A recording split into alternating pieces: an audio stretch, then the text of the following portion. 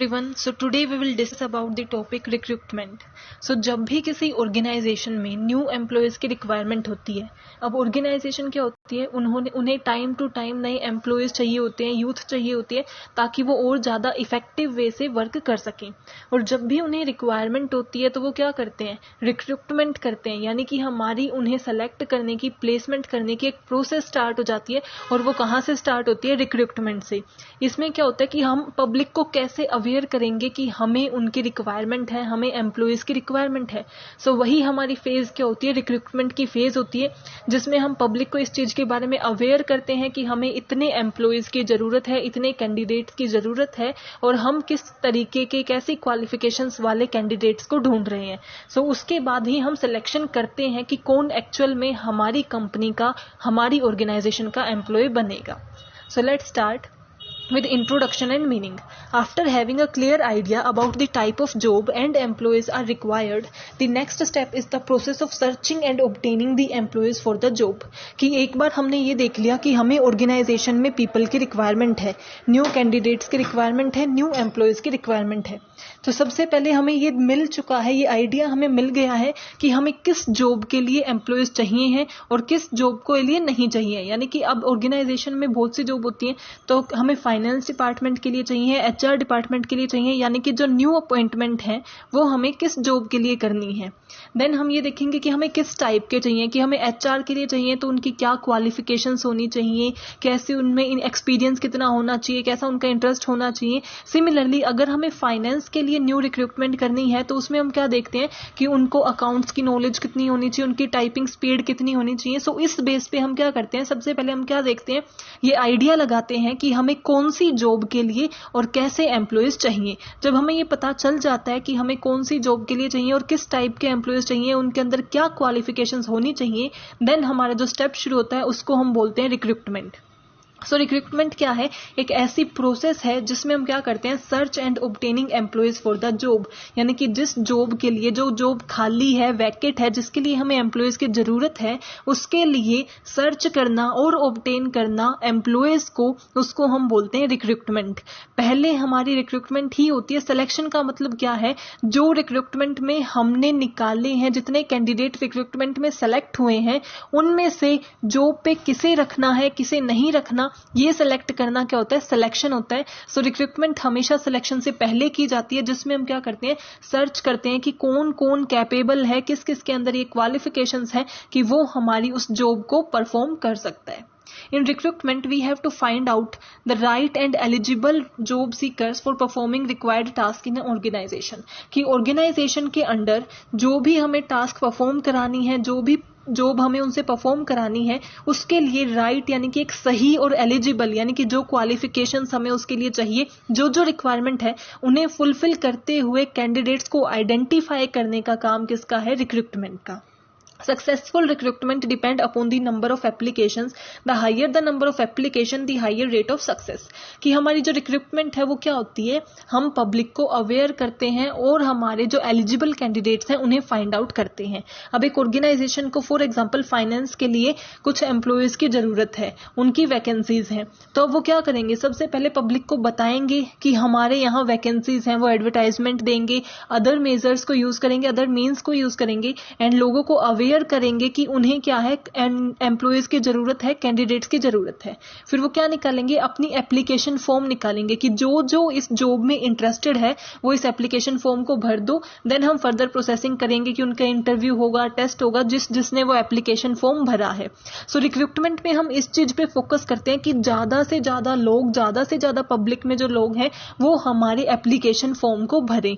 जितने ज्यादा application form भरे जाते हैं उतनी ही सक्सेसफुल रिक्रूटमेंट मानी जाती है।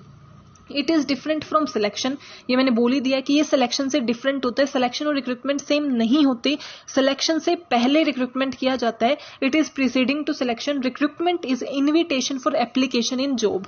कि रिक्रूटमेंट में हम क्या करते हैं, जॉब जो भी हमारी है, वैकेंसी जो भी है, उसके लिए पब्लिक को इन्वाइट करते हैं कि वो हमारे एप्लीकेशन फॉर्म्स को भरें, उसे हम रिक्रूटमेंट बोलते हैं। और जो हमने एप्लीकेशन फॉर्म भरे हुए आए हैं उनमें से राइट को चूज करना कि कौन एक्चुअल में वर्क करेगा उसे हम सिलेक्शन बोलते हैं। यानी कि सिलेक्शन में क्या होता है, हम एक्चुअली में सिलेक्ट करते हैं और रिक्रूटमेंट में हम गैदर करते हैं, यानी कि ज्यादा से ज्यादा लोग अप्लाई करें। फैक्टर अफेक्टिंग रिक्रूटमेंट, अब रिक्रूटमेंट को कौन कौन से फैक्टर अफेक्ट करते हैं, एक्सटर्नल फैक्टर्स भी होते हैं और इंटरनल्स भी होते हैं। सो एक्सटर्नल फैक्टर में क्या आएगा, supply and demand for specific skill, यानी कि मार्केट में जो स्किल हमें रिक्वायर्ड है अपनी जॉब के लिए, फाइनेंस डिपार्टमेंट की अगर हम रिक्रूटमेंट कर रहे हैं सो उसके लिए हमें उनके अंदर अकाउंटिंग स्किल्स चाहिए होती हैं। सो जो स्किल हमें रिक्वायरमेंट है उनकी कितनी सप्लाई एंड डिमांड है मार्केट के अंडर। अगर मार्केट के जो अंडर है वो इजीली हमें मिल जाते हैं, उनकी डिमांड ज़्यादा है लेकिन सप्लाई उतनी नहीं है, इसका मतलब क्या है, हमें ज़्यादा एफर्ट्स लगाने पड़ेंगे रिक्रूटमेंट में, ज़्यादा लोगों को इंसिस्ट करना पड़ेगा, फोर्स करना पड़ेगा, ज़्यादा से ज़्यादा एडवर्टाइजमेंट करनी पड़ेगी ताकि हमारे पास एप्लीकेशंस आए। क्योंकि क्या है, डिमांड तो बहुत ज़्यादा है, सब हर ऑर्गेनाइजेशन में फाइनेंस के डिपार्टमेंट में लोगों की ज़रूरत है, लेकिन उतनी सप्लाई नहीं है, उतने पर्सन अवेलेबल नहीं है, इसीलिए हमें ज़्यादा क्या करने पड़ेंगे, एफर्ट्स करने पड़ेंगे रिक्रूटमेंट में। देन अनएम्प्लॉयमेंट रेट, जितना ज्यादा अनएम्प्लॉयमेंट रेट होता है, अनएम्प्लॉयमेंट रेट यानी कि कितनी एम्प्लॉयमेंट है, कितनी अनएम्प्लॉयमेंट है उस पर्टिकुलर एरिया में। अगर ज्यादा लोग अनएम्प्लॉयड हैं यानी कि उनके पास कोई काम नहीं है, अगर अनएम्प्लॉयमेंट रेट हाई है तो हमें एफर्ट्स कम लगाने पड़ेंगे, क्योंकि बहुत से ऐसे लोग हैं जो एजुकेटेड हैं लेकिन उनके पास जॉब नहीं है। तो जैसे ही वैकेंसी निकलेगी, जैसे ही कोई ऑर्गेनाइजेशन वैकेंसी निकालेगी सब अप्लाई करना स्टार्ट कर देंगे, एप्लीकेशन इजी हो जाएगी। तब हमारी रिक्रूटमेंट में हमें कम एफर्ट डालने पड़ेंगे। एम्प्लॉयमेंट रेट कितना है मार्केट में ये भी अफेक्ट करता है रिक्रूटमेंट को। देन लेबर मार्केट कंडीशन, यानी कि लेबर मार्केट की कंडीशंस क्या है, उनके रिलेशनशिप्स क्या है, मार्केट में कितने लेबर इजीली अवेलेबल हैं, कितना डिफिकल्ट उनको एक्वायर करना है, ये चीजें भी अफेक्ट करते हैं। जितने इजीली वो अवेलेबल होते हैं उतनी ही कम हमें एफर्ट्स डालने पड़ते हैं अपनी रिक्रूटमेंट में। Then political and legal consideration, यानी कि गवर्नमेंट है वो कुछ लॉज बनाती है, कुछ पॉलिसीज बनाती है जो हर ऑर्गेनाइजेशन को, हर पर्सन को फॉलो करने होते हैं। अगर वो हमारे लिए फेवरेबल है, अगर जो हमारी ऑर्गेनाइजेशन में रिक्रूटमेंट हो रही है, जितनी हमें amount of number of employees चाहिए हैं, अगर वो उसके साथ फेवरेबल है तो हमें एफर्ट्स कम करने पड़ेंगे। लेकिन जो लॉज एंड पॉलिसीज हैं वो हमारे लिए फेवरेबल नहीं है या फिर हमारे अगेंस्ट हैं तो हमें ज्यादा एफर्ट्स डालने पड़ेंगे, ज्यादा लीगल वर्क करना पड़ेगा। उस पे भी डिपेंड करता है कि हमारी रिक्रूटमेंट कैसे होगी। कंपनी इमेज, कि कंपनी की इमेज क्या है, पब्लिक में जितनी अच्छी कंपनी की इमेज होती है, अगर उस ब्रांड का पहले से ही बहुत नाम है, कंपनी का पहले ही रेप्यूटेड कंपनी है, अच्छी इमेज है, उनकी अच्छी खासी रेप्यूटेशन है, तो क्या होता है उन्हें इतने एफर्ट्स डालने नहीं होते। जैसे ही एक रेप्यूटेड कंपनी क्या निकालती है, वैकेंसी निकालती है, तो तभी बहुत ज्यादा एप्लीकेशंस आनी स्टार्ट हो जाती हैं। बट अगर आपकी कंपनी बिगनिंग में है, बिगिनियर्स है, यानी कि स्टार्ट ही हुई है, अभी उसका इतना रेप्यूटेशन नहीं है, इतना नेम नहीं है, उस टाइम पे आपको क्या करना पड़ता है, ज्यादा एफर्ट्स डालने पड़ते हैं अपनी रिक्रूटमेंट प्रोसेस के अंदर। नाउ दी इंटरनल फैक्टर, कौन कौन से इंटरनल फैक्टर हमें अफेक्ट करते हैं हमारी रिक्रूटमेंट को। तो सबसे पहले रिक्रूटिंग पॉलिसी, यानी कि हमारी ऑर्गेनाइजेशन की रिक्रूटमेंट पॉलिसी क्या है, हम क्या अडॉप्ट करते हैं, किस वे से रिक्रूटमेंट करते हैं, इन सारी चीजों को ध्यान करके ही हमें क्या करना होता है, रिक्रूटमेंट की प्रोसेस स्टार्ट करनी होती है। हमारी ऑर्गेनाइजेशन की पॉलिसी भी अफेक्ट करती है। Then whether the company is hiring temporary and part time और permanent employees, कि इस पे भी डिपेंड करता है कि हमारी रिक्रूटमेंट की प्रोसेस कितनी इजी होगी या कितनी डिफिकल्ट होगी, कि हमें पार्ट टाइम एम्प्लॉयज चाहिए या टेम्परेरी चाहिए या फिर परमानेंट चाहिए। उस पे डिपेंड करता है, क्योंकि टेम्परेरी और पार्ट टाइम जॉब के लिए इजीली हम एप्लीकेशन नहीं ले सकते, क्योंकि लोग क्या सोचते हैं, सभी एक ऐसी जॉब चाहते हैं जिसमें वो परमानेंट लग जाए, जॉब की स्टेबिलिटी मिले। जब हमारी परमानेंट होती है तब तो हम क्या करते हैं, हमें एफर्ट्स कम लगाने पड़ते हैं, बट पार्ट टाइम और टेम्परेरी हायरिंग के लिए हमें क्या करना पड़ता है, ज्यादा एफर्ट्स लगाने पड़ते हैं लोगों को एनकरेज करने के लिए। देन ह्यूमन रिसोर्स प्लानिंग, यानी कि हमारी एचआरपी क्या है, ह्यूमन रिसोर्स प्लानिंग जो हमारा डिपार्टमेंट है उसकी क्या एथिक्स हैं, क्या पॉलिसीज हैं, उन्होंने कैसे डिसाइड किया है कि रिक्रूटमेंट कैसे करनी है, वो चीजें भी अफेक्ट करती हैं हमारी रिक्रूटमेंट पॉलिसीज को या फिर रिक्रूटमेंट की प्रोसेस को। इंटरनल फैक्टर क्या होते हैं, जो विद इन ऑर्गेनाइजेशन हो, और एक्सटर्नल फैक्टर क्या होते हैं, जो आउटसाइड दी ऑर्गेनाइजेशन हो। ये सारे इंटरनल फैक्टर ऑर्गेनाइजेशन से ही रिलेट करेंगे। देन साइज, की ऑर्गेनाइजेशन का साइज कितना बड़ा है, जितना ज्यादा बड़ा साइज होता है उतनी ज्यादा हमें कॉम्प्लेक्सिटी भी आ जाती है और उतने ही ज्यादा नंबर ऑफ एम्प्लॉयज हमें चाहिए होते हैं। उसमें हमें ज्यादा एफर्ट्स डालने होते हैं। अगर स्मॉल साइज है तो हम ज्यादा इजीली उसे परफॉर्म कर सकते हैं। देन कॉस्ट ऑफ रिक्रूटमेंट, यानी कि रिक्रूटमेंट करने की, लोगों को एक्वायर करने की, एप्लीकेशन फॉर्म्स को भरवाने की कितनी कॉस्ट आती है, रिक्रूटमेंट की कॉस्ट क्या है, ये भी अफेक्ट करती है। हम हमेशा चाहते हैं कि हम कॉस्ट इफेक्टिवली वर्क करें, यानी कि हमारी कॉस्ट कम से कम आए और बेनिफिट उससे ज़्यादा हो। सो हमारी कितनी कॉस्ट अवेलेबल है, कितना हमारा बजट है, वो भी हमारी रिक्रूटमेंट प्रोसेस को अफेक्ट करते हैं। देन ग्रोथ एंड एक्सपेंशन, यानी कि जो हमारी ऑर्गेनाइजेशन है उसकी कितनी ग्रोथ है, कि वो जितने सालों से वो है, वो ग्रो कर रही है या नहीं कर रही, कितना वो एक्सपेंड की है। सो एक्सपेंशन एंड ग्रोथ पे भी डिपेंड करता है कि हमारा रिक्रूटमेंट प्रोसेस कैसा होगा। अगर वो ग्रो कर रही है तो हमें इतनी ज़्यादा मीन्स एफर्ट्स डालने की ज़रूरत नहीं होगी, क्योंकि वो खुद एक्सपेंड कर रही है, अपना लार्ज मार्केट एरिया कवर कर रही है। लेकिन अगर उसकी ग्रोथ नहीं है सो हमें ज़्यादा एफर्ट्स डालने की रिक्वायरमेंट होगी। Now process of recruitment, recruitment process के 5 स्टेप्स होते हैं। सबसे पहले होती है recruitment planning, then strategy development, searching, screening and evaluation and control. One by one हम डिस्कस करते हैं। सो सबसे पहला स्टेप है recruitment planning. It is the first step of recruitment process, यानी कि रिक्रूटमेंट करने का फर्स्ट स्टेप क्या है हमारा, recruitment planning. It involves the translation of vacancies and information about the nature of these job into a set of objective of target and their type of applicant to be contacted. So इसमें हम क्या करते हैं, इसमें जो हमारा first step है recruitment planning, इसमें हम प्लान करते हैं, यानी कि जो हमें एम्प्लॉयज चाहिए हैं, कैंडिडेट चाहिए हैं, उनकी प्लानिंग करना। सो इसमें सबसे पहले ये आइडेंटिफाई किया जाता है कि कौन सी जॉब में वैकेंसी है, किस जॉब में हमें एम्प्लॉयज की रिक्वायरमेंट है और उसमें कैसे एम्प्लॉयज चाहिए, यानी कि हमें लेबर्स चाहिए हैं, वर्कर्स चाहिए, ब्लू कॉलर चाहिए है, ब्लैक कॉलर चाहिए। ये सब हमें देखना होता है कि हमें किस टाइप की रिक्रूटमेंट करनी है रिक्रूटमेंट प्लानिंग के अंडर, और जो हमें करना है उसको हम अपना ऑब्जेक्टिव बना के चलते हैं। फॉर एग्जांपल हमें एचआर में 20 एम्प्लॉयज की रिक्वायरमेंट है, सो हमारा ऑब्जेक्टिव क्या होगा कि हमें एलिजिबल 20 एम्प्लॉयज अपॉइंट करने हैं। सो उस जो भी हमारी रिक्वायरमेंट है उसे एज अ ऑब्जेक्टिव सेट किया जाता है, ताकि हम एक राइट एम्प्लॉय से, राइट कैंडिडेट से कॉन्टैक्ट कर सकें। Organization always look for attracting more and more applications. Out of some applications, some be unqualified and unsuitable of the job also. यानी कि जब भी आप एप्लीकेशंस होती हैं, जब भी लोग अप्लाई करते हैं जॉब के लिए, तो ऐसा जरूरी नहीं है कि जिसने अप्लाई किया है वो सब एलिजिबल है, सब सुटेबल हैं। सो हम क्या करते हैं, एप्लीकेशंस में जितनी ज़्यादा आ सके उतना ज़्यादा अच्छा होता है। रिक्रूटमेंट एक पॉजिटिव प्रोसेस होती है, यानी कि किसी को हम क्या करते हैं, डिनाई नहीं करते। जो भी एप्लीकेशंस भरना चाहता है वो भर सकता है, हम उन्हें रोकते नहीं है। ये एक पॉजिटिव प्रोसेस है। और रिक्रूटमेंट प्लानिंग में यही होता है कि हम ज़्यादा से ज़्यादा एप्लीकेशंस को इनवाइट करते हैं। In this stage we have to plan recruitment, that how much application we want, from where we want applicants. So हम इसमें क्या डिसाइड करते हैं कि हमें ज़्यादा एक लिमिट लेके चलते हैं कि कम से कम इतनी एप्लीकेशंस तो आनी ही चाहिए, और वो कहाँ से आनी चाहिए, किस टाइप के एम्प्लॉयज़ की आनी चाहिए। सो सबसे पहले रिक्रूटमेंट में हमारा फर्स्ट स्टेप क्या होता है, रिक्रूटमेंट प्लानिंग, जिसमें क्या किया जाता है, ये प्लान किया जाता है कि हमारी किस जॉब के लिए एम्प्लॉयज़ की ज़रूरत है, कैसे एम्प्लॉयज़ की ज़रूरत है और उन्हें कैसे इन्वाइट किया जाएगा।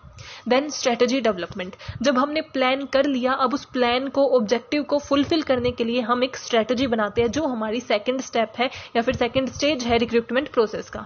After knowing the type and number of recruitment required, it is the second stage of strategy development in which the various decision are taken.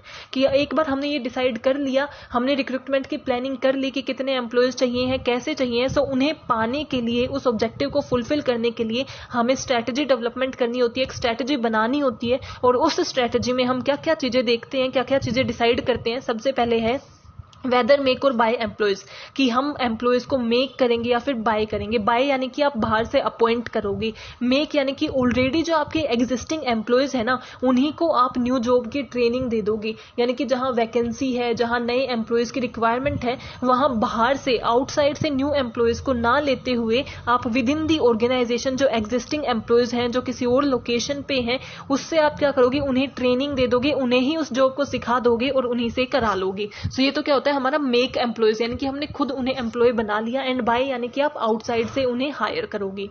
ये हमें डिसाइड करना होता है स्ट्रेटेजी डेवलपमेंट में कि हम मेक करेंगे या फिर बाय करेंगे। देन वेयर टू लुक, यानी कि हम कहां से एम्प्लॉयज को लेके आएंगे, ये भी हमें डिसाइड करना होता है स्ट्रेटेजी डेवलपमेंट में। वो कहां से हो सकता है, लोकल लेबर मार्केट, यानी कि आपका जो लोकल एरिया है जहां पे आपकी ऑर्गेनाइजेशन एस्टेब्लिश्ड है, उसके आसपास के एरिया से आपको लेना है। रीजनल यानी कि उस रीजन से, नॉर्थ साउथ ईस्ट वेस्ट, वहां से ही लेना है। देन नेशनल, एक पर्टिकुलर नेशन, यानी कि इंडिया से आपको लेना है, अमेरिका से आपको लेना है। सो आप नेशन वाइड लोगे, इंटरनेशनली नहीं जाते हो, सो लोकल में सिर्फ लोकल एरिया, रीजन में एक particular region, then complete nationwide और इंटरनेशनल लेबर मार्केट, यानी कि इंटरनेशनली आप जहां से भी हायर कर सकते हो। देन हाउ टू लुक, अब हमें कहां से देखने, उन्हें कैसे देखेंगे, कैसे पता चलाएंगे कि हमें कौन से एम्प्लॉयज चाहिए। देन वो हम कैसे कर सकते हैं, प्रेजेंट एम्प्लॉयज एम्प्लॉय रेफरेंस, यानी कि हम कहाँ से न्यू एम्प्लॉयज लेके आएंगे। ऐसा भी हो सकता है कि जो हमारे फिलहाल एग्जिस्टिंग एम्प्लॉयज हैं उन्हीं को हम ट्रेन करके, वो हमने क्या किया है, मेक डिसीजन, सो उसमें हम क्या करते हैं, उन्हीं को ट्रेनिंग देके अपने उन्हीं जॉब जो खाली है उसमें उन्हें लगा देते हैं, वैकेंट प्लेस पे डाल देते हैं। सो हम क्या पर्सनल एम्प्लॉयज जो हमारे प्रेजेंट एम्प्लॉयज हैं उनसे भी क्या वो काम करा सकते हैं। देन एम्प्लॉय रेफरेंस, यानी कि जो हमारे एग्जिस्टिंग एम्प्लॉयज हैं वो रेफरेंस दे कि वो किसी को जानते हैं जो ये क्वालिफाई है इस जॉब के लिए, सो उनकी रेफरेंस के अकॉर्डिंग भी हम क्या कर सकते हैं, उन्हें अपॉइंट कर सकते हैं। प्रीवियस एप्लीकेंट्स, यानी कि पिछली बार जब आपने वैकेंसी थी तब आपने एप्लीकेशन निकाली थी, उस टाइम पे जो आप अपॉइंट नहीं कर पाए थे और अच्छे और एलिजिबल एम्प्लॉयज थे, कैंडिडेट्स थे, लेकिन उन्हें आपने अपॉइंट नहीं किया था, जो प्रीवियस एप्लीकेंट्स हैं उनसे भी आप क्या कर सकते हो, कॉन्टेक्ट कर सकते हो और उन्हें भी हायर कर सकते हो। एंड फॉर्मर एम्प्लॉयज, यानी कि जो पुराने एम्प्लॉयज जो अब आपकी जॉब उस आपकी ऑर्गेनाइजेशन में काम नहीं करते हैं, पहले करते थे, आप उनसे भी कांटेक्ट कर सकते हो कि अगर वो दोबारा रीजॉइन करना चाहते हैं हमारी ऑर्गेनाइजेशन से। तो हमने क्या क्या डिसीजन देखे, मेक और बाय, वेयर टू लुक, यानी कि हम कहां से लेंगे, देन हाउ टू लुक, कौन कौन से एम्प्लॉयज हो सकते हैं। There are various means of external requirement, जब भी हम एक्सटर्नल रिक्रूटमेंट करते हैं यानी कि बाहर से एम्प्लॉयज को लेते हैं। अब हमने हाउ टू लुक में देख लिया कि इंटरनली तो हमारे क्या क्या होते हैं, खुद जो हमारे अभी एम्प्लॉयज हैं उन्हें भी लगा सकते हैं, उनके रेफरेंस से भी लेके आ सकते हैं, या फिर हम क्या कर सकते हैं, प्रीवियस जो एप्लीकेंट्स थे, फॉर्मर जो एम्प्लॉयज थे उन्हें लगा सकते हैं। सो ये तो था हमारा हाउ टू लुक में इंटरनल एम्प्लॉयज, यानी कि इंटरनल जो हमारे पास फैक्टर्स अवेलेबल हैं, इंटरनल जो पर्सन अवेलेबल हैं। अगर हमें आउटसाइड से लेने हैं कि नहीं, हमारे जो एग्जिस्टिंग है, पुराने हैं जो, या फिर पुराने एप्लीकेंट्स हैं, उन्हें हमें अपॉइंट नहीं करना, हमें नई एप्लीकेशंस चाहिए, नए एम्प्लॉयज चाहिए। सो तब हम क्या कर सकते हैं, हमें एडवर्टाइजमेंट करनी चाहिए, यानी कि हम वो प्रिंट मीडिया पे भी कर सकते हैं, हम टीवी के थ्रू भी कर सकते हैं, हम एडवर्टाइजमेंट डालेंगे सोशल मीडिया पे और देन हमें एप्लीकेशंस मिलेंगी। कैंपस रिक्रूटमेंट कर सकते हैं, यानी कि आप किसी यूनिवर्सिटी में जाके, इंस्टीट्यूट में जाके वहां पे आप इंटरव्यू लेते हो और वहां से आप रिक्रूट कर लेते हो।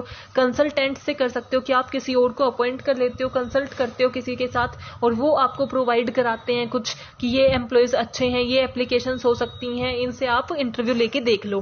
देन कॉन्ट्रैक्टर, यानी कि आप अपना काम किसी और को दे देते हो, उनके साथ एक कॉन्ट्रैक्ट में आ जाते हो कि आप हमारे लिए एप्लीकेशंस लेके आओगी। सो कॉन्ट्रैक्टर क्या होते हैं, जो आपसे एज ए क्या करेंगे, आपके एज ए कमीशन लेंगे और आपको वो प्रोवाइड करेंगे, किस चीज को, एज ए एजेंट वर्क करते हुए आपको प्रोवाइड करेंगे एप्लीकेशंस। ये रिक्रूटिंग कर सकते हो, यानी कि ऑनलाइन आप क्या कर सकते हो, लिंक शेयर कर सकते हो इंटरव्यू का, ऑनलाइन आप क्या कर सकते हो, एप्लीकेशंस फॉर्म शेयर कर सकते हो, ऑनलाइन मीन्स से, ऑनलाइन सोशल मीडिया, इंटरनेट की हेल्प से आप रिक्रूटमेंट कर सकते हो।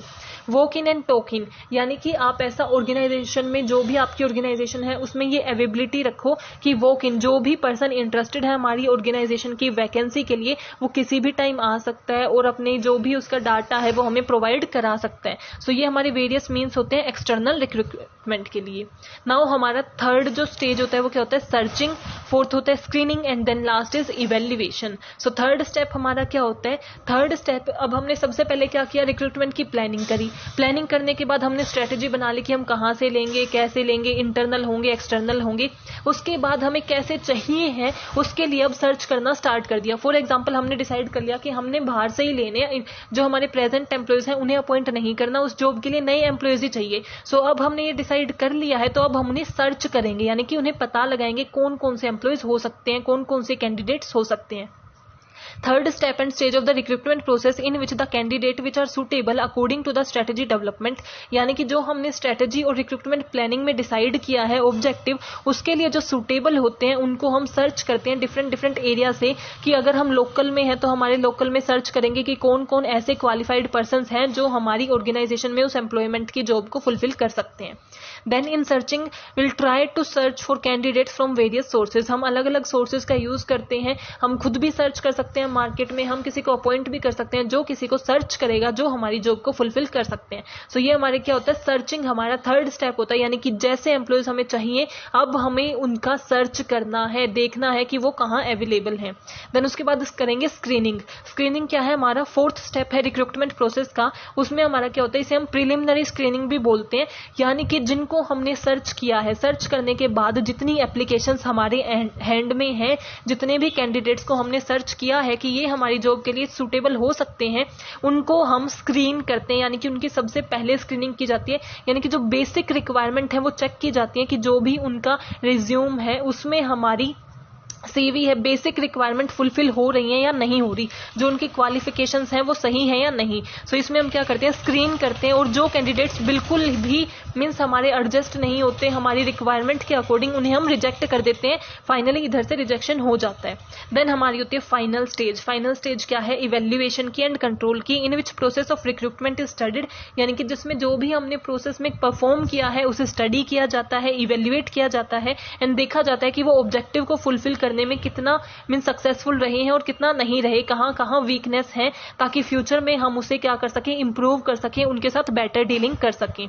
सो हम उसे इवेल्युएट करते हैं ताकि फ्यूचर में हम सेम रिक्रूटमेंट प्रोसेस अडॉप्ट करें। सो उसमें क्या क्या चेंजेस और क्या क्या वीकनेस थी जो हमें आगे ना फेस करनी पड़े, वो करना पड़ता है। सो हम इवेल्युएशन करते हैं। सो हमारी रिक्रूटमेंट प्रोसेस हो गई। सबसे पहले हमने क्या किया, रिक्रूटमेंट की प्लानिंग की, देन स्ट्रेटेजी बनाई, देन उसके बाद हमने सर्च किया। सर्च करने के बाद जो कैंडिडेट्स हमारे हाथ में आए उन्हें हमने स्क्रीनिंग की, और स्क्रीनिंग करने के बाद हमने उसे नेक्स्ट जो प्रोसेस है उस पर भेज देते हैं। वो क्या होती है, हमारी सिलेक्शन प्रोसेस, जो हम अपनी नेक्स्ट वीडियो में डिस्कस करेंगे। एंड हमारी फाइनल स्टेज क्या होती है, इवेल्युएशन की। So I hope you are clear with this topic. If you have any doubt please mention in comment section. Thank you.